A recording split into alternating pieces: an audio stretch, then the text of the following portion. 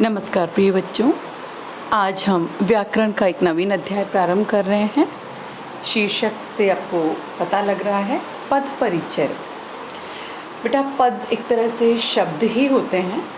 तो देखिए, जैसे हम अपना परिचय देते हैं, ठीक उसी प्रकार एक वाक्य में जितने शब्द होते हैं उनका भी परिचय हुआ करता है। वाक्य में प्रयुक्त प्रत्येक सार्थक शब्द को हम पद कहते हैं और उन शब्दों के व्याकरणिक परिचय को पद परिचय, पद व्याख्या या पदान्वय कहते हैं। व्याकरण परिचय का मतलब होता है वाक्य में उस पद की स्थिति को बताना, जैसे कि उसका लिंग, वचन, कारक, अन्य पदों के साथ उसका संबंध। जैसे कि उदाहरण देखिए, राजेश ने रमेश को पुस्तक दी। राजेश क्या है? व्यक्तिवाचक संज्ञा है, पुल्लिंग है, एक वचन है, उन्नी के साथ, कर्ता कारक द्विकर्म क्रिया के दी के साथ है। रमेश संज्ञा व्यक्तिवाचक, पुल्लिंग एक वचन और कर्म कारक। पुस्तक क्या है? संज्ञा ही है, जातिवाचक है, स्त्रीलिंग है, एक वचन है और कर्म कारक है। तो बेटा, इस तरह से वाक्य में प्रयुक्त किसी भी शब्द का व्याकरणिक जो परिचय होता है उसको हम पद परिचय कहते हैं। देखिए, पद परिचय के भेद। प्रयोग के आधार पर पद परिचय के 8 प्रकार के होते हैं। सबसे पहले हम देखेंगे संज्ञा का पद परिचय। मतलब ये संज्ञा, सर्वनाम, विशेषण, अव्यय, क्रिया विशेषण, क्रिया, संबंध बोधक, समुच्चय बोधक, ऐसे 8 प्रकार हैं। सबसे पहले हम देखेंगे संज्ञा पद का परिचय। वाक्य में संज्ञा पदों का परिचय, पद परिचय करते समय हमें संज्ञा बतानी होती है। जैसे कि हम बताएंगे कौन सी संज्ञा है, व्यक्तिवाचक, भाववाचक या जातिवाचक, जो भी है उसमें से। फिर संज्ञा का भेद बताएंगे, लिंग, वचन, कारक और क्रिया या अन्य पदों के साथ उसका संबंध बताएंगे, जो कि आवश्यक है। उदाहरण देखिए एक बार, हिमालय भारत का पहाड़ है। इस वाक्य में हमें हिमालय, भारत और पहाड़ हमें परिचय बताना है। ये 3 संज्ञा पद हैं इसमें। तो हमें एक एक का परिचय हम देते हैं। देखिए, हिमालय क्या है? व्यक्तिवाचक संज्ञा है, अन्य पुरुष है, पुल्लिंग है, एक वचन है, कर्ता कारक है, क्रिया का कर्ता है।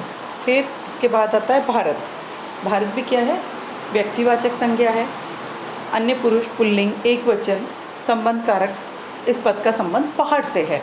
फिर पहाड़ क्या है? जातिवाचक संज्ञा है, पुल्लिंग है, एक वचन है और कर्म कारक है।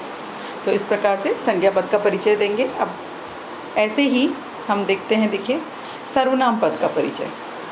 सर्वनाम पद का परिचय, सर्वनाम का पद परिचय दर्शाने के लिए हमें क्या क्या बताना होगा? एक तो सर्वनाम का भेद बताना है हमें, वचन है, लिंग है, कारक है, वाक्य के अन्य पदों से संबंध को दिखाना पड़ता है। उदाहरण, जिसे आप लोगों ने बुलाया है उसे अपने घर जाने दीजिए।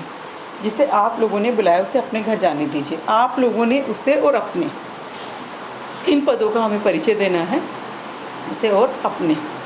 ये सर्वनाम है और इनका पद परिचय हम देखें। जिसे मतलब अन्य पुरुष, अन्य पुरुष है, फिर सर्वनाम है, पुल्लिंग है, एक वचन, कर्म कारक है। आप लोगों ने पुरुषवाचक सर्वनाम, मध्यम पुरुष, पुल्लिंग, बहुवचन और कर्ता कारक। उसे अन्य पुरुष, सर्वनाम, पुल्लिंग, एक वचन और कर्म कारक। अपने, देखिए ये अपने निजवाचक सर्वनाम है, अपने मतलब स्वयं के लिए है। तो और मध्यम पुरुष है, पुल्लिंग है, एक वचन और संबंध कारक है। अब ऐसे ही हम विशेषण पद का परिचय देखेंगे। देखिए, विशेषण पद का परिचय। हमको पता है विशेषण संज्ञा और सर्वनाम की विशेषता बतलाने वाले पदों को कहते हैं। तो इसमें हमें बताना होगा विशेषण, विशेषण का भेद, लिंग, वचन और विशेष्य। तो देखिए कैसे, देखिए उदाहरण है, ये 3 किताबें बहुमूल्य हैं। अब हमें यहाँ पे विशेषण जो है वो है 3 और बहुमूल्य, 2 विशेषण हैं। इन दोनों का देखते हैं हम। 3 संख्यावाचक विशेषण है और पुल्लिंग है, बहुवचन है और इस विशेषण का विशेष्य किताब है। ये इधर पूरा आ जाएगा। बहुमूल्य गुणवाचक विशेषण है, पुल्लिंग और बहुवचन है। तो इस प्रकार विशेषण पद का परिचय। फिर आता है विस्मयादि बोधक अव्यय का परिचय। विस्मयादि बोधक अव्यय का पद परिचय के लिए वाक्य में प्रयुक्त अव्यय का भेद और उससे संबंधित पद को लिखना होता है। जैसे कि वे प्रतिदिन आते हैं। वाक्य में प्रतिदिन क्या है? अव्यय है। वाक्य में प्रतिदिन अव्यय है।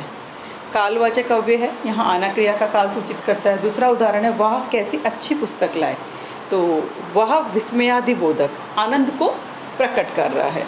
तो इस तरह से व्याकरण की दृष्टि से जो शब्द का परिचय है उसको हम यहाँ स्पष्ट करते हैं।